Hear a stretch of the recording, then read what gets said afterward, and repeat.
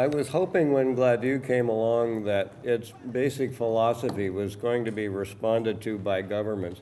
That philosophy being a recognition of the incredible circumstances that have been put on First Nations people across the country, and that those had to be recognized in dealing with Aboriginal offenders, that what people were doing was coming out of community dysfunction that came out of colonization. It came out of all of those forces over the course of 500 years, whatever it was.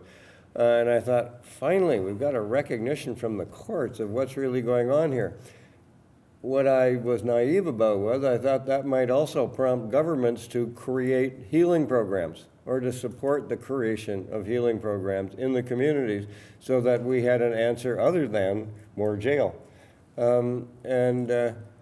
That's what has not happened. The last 2 years in my career I spent with First Nations and Inuit Health Branch of Health Canada. And while it was really nice to be with people who were pro-healing, that's how they thought about things, I recognized how little money existed to support communities that wanted to try and do stuff. And when I put that together with the numbers of communities that I had seen in my own career who started programs, and as I mentioned yesterday, watched them fall apart after 6 months, I said, this is not good. I wanted to talk about what I have seen and heard as the differences in healing between Western cultures and First Nations cultures.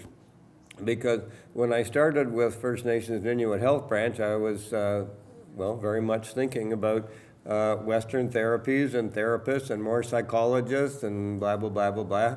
And the more I got into it, and I spent a fair bit of time working with the restoration or the revival of the NADAP program, and a major discussion within it about what is traditional healing, that I started to make some points to myself about what I consider to be major differences between the two approaches.